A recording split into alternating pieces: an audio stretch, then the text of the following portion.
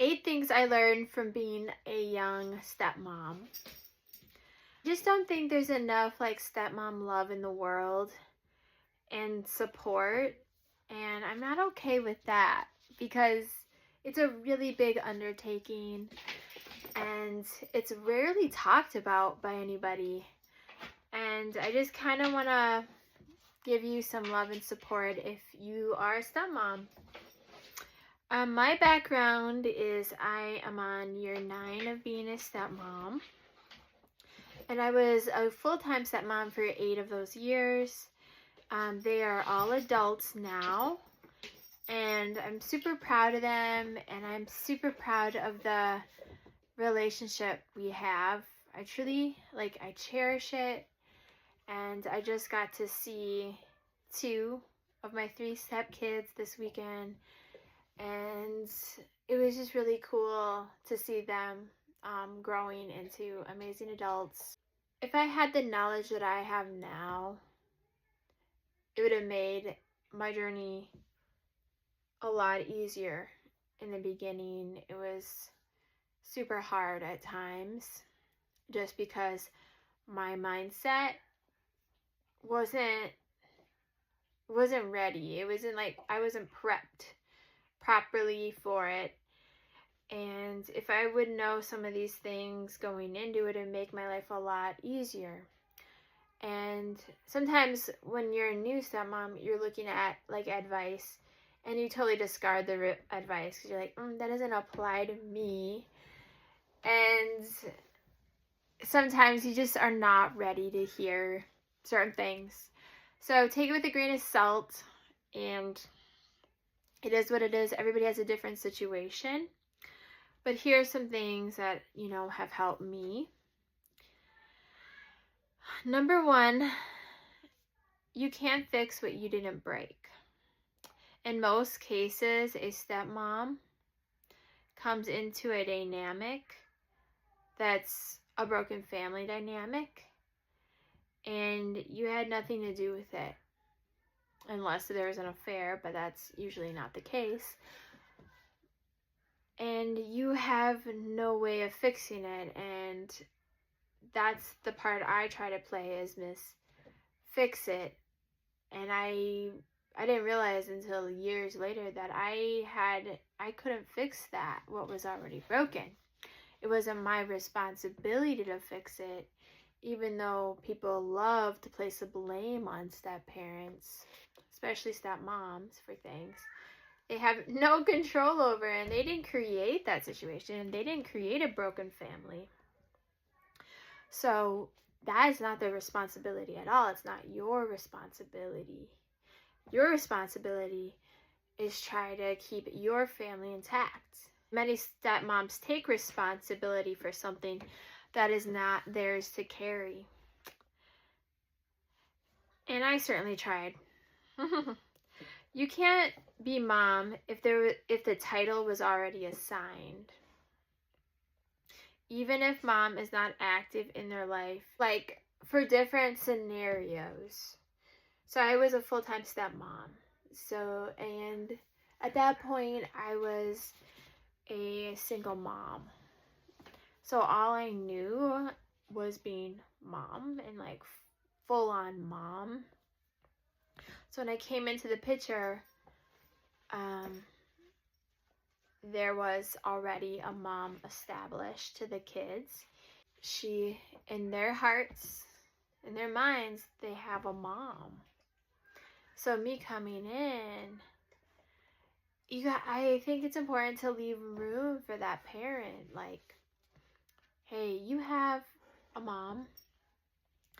Maybe there's another name you can come up with for me. And they call me mama. So it's something different, but it's still holding space and room for the other mom. Oh, and I also want to have a caveat that some situations are different.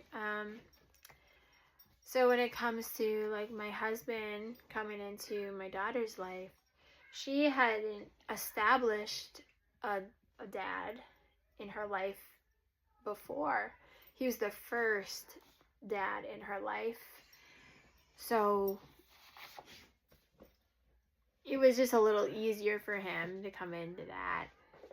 So, and then also I was looking at that and being like, well, then can I be mom? I wanted a nuclear family so bad. And that it was just grappling with the reality that that's not my reality, that there is a mom established already. Number 4 is don't rush relationship. Go slowly, grow a friendship, don't overexert yourself, protect your heart, time, and energy. Okay, so when you're coming in and they're operating already without you, so let a lot of those operations continue and you can walk in slowly and don't take too much on. Like, I feel what made it so overwhelming for me when I was coming in was that, like, after our honeymoon, I moved in. I didn't live there beforehand. So after the honeymoon, I moved in. I just, like, took on all the responsibility in one day without having known the kids or knowing them very well. And they didn't know me very well. But I was still, like, just taking on so much responsibility. And I just say that that can lead to burnout. So just walk in slowly. Just take on a little responsibility. You don't have to take on any responsibility. Like, it's up to you, like, what you take on. But I think I felt obligated to take so much on at one time. And I took it all on. And I was burnt out. So number 5 is it's so important to choose a man that will put the extra work in to create a safe home. 60% of second marriages fail. So make sure you have your priorities straight. God, marriage, and kids. Example, date nights, slow dancing show kiddos that marriage is a covenant with God, and it is something to celebrate and honor. And I'm really proud to say that we have one of our children is married already, and they really honor the covenant of marriage, and I love seeing that. That's goals right there. Number 6, people are going to put their experiences on your family and have opinions based on what they know, but not on the reality of your family. And what I say to them, just let them project their experience onto you and not let it get to you. But it's really hard to do that. Like, I realized a lot of people use their own experiences of, like, you know, a lot of people don't have the best experience with step parents, and they project it onto you and everybody else and just think, oh, it must be really hard, or well, this is your situation, and it's really annoying to deal with.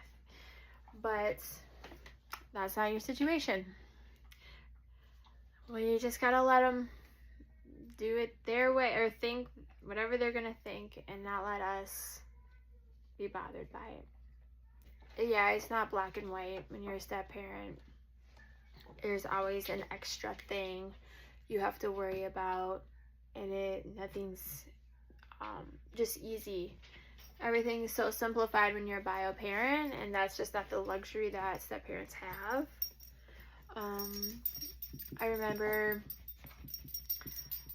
having to call before appointments, and like I would get so stressed out bringing the kids to doctor's appointments. My husband was working long hours, and I was like, I'm always the one ending up taking them to doctor's appointments and things like that, and I would get so stressed out because I just never knew what I was gonna get there, or what kind of hoops I would have to walk through so the kids could just see the doctor and have their appointment. And I would tell my husband, call beforehand so they know that you're giving them permission. It is Live in reality. And I was kind of mentioning this before, but I was saying, like, when I got married, I just really wanted a nuclear family. And I had to, like, come to terms with reality that I didn't have that. I had a special family with a lot of quirks, you know? So live in reality. Look through everybody else's eyes. Look through your husband's eyes. Look through the kids' eyes. And give grace to yourself, husband, and kids. I think that's important. And I'm just really glad that my stepchildren have given me a lot of grace, and I've given them a lot of grace, because that's how we're able to continue such a beautiful relationship, and we've grown so much, you know, and it's just, I love it. I'm obsessed with them. Like, I love them. Like, you can't convince me they're not my kids. That's how I've always felt about them, you know, and I think it's a really, I feel like you get a knife to the heart when people are like, that's not your mom, or, you know, they shame them for, like, giving me any flowers for anything, or we all are going through it, you know, the step parents and the stepchildren. We all have to go through it, and the dad as well. So I think it's important to look through everybody's eyes, give grace. And the first couple of years are a lot to take in. And try to prepare beforehand. And don't reject advice from a veteran stepmom, because they're probably talking some wisdom to you, and they're the ones you should probably listen to. I remember when the first times I was, like, struggling with certain things, and I, like, tried to open up to, it was at the time a pastor's wife of an old church I went to in Minnesota, and I could just tell she had no clue what I was talking about. So I, like, really shut down after that, because I realized, like, unless you're a stepmom, you don't really understand what I'm talking about. So I would say get advice from another stepmom, somebody with compassion and empathy for you, I think is the best way to go. Try to, and don't let emotions win, but let Jesus take the wheel. Just in life, like, as Christians, we're called to kind of let our flesh sit back in the back seat and let Jesus drive, you know, our lives. And we're supposed to follow him. So you'll get a lot of opportunity to do that as a stepmom. But I hope this has helped. I care about you guys a lot, and I just want you to know that. And I'm cheering for you. And keep chugging. It gets easier as time goes on. But I just wanted to be a support for you guys. Love you. Bye.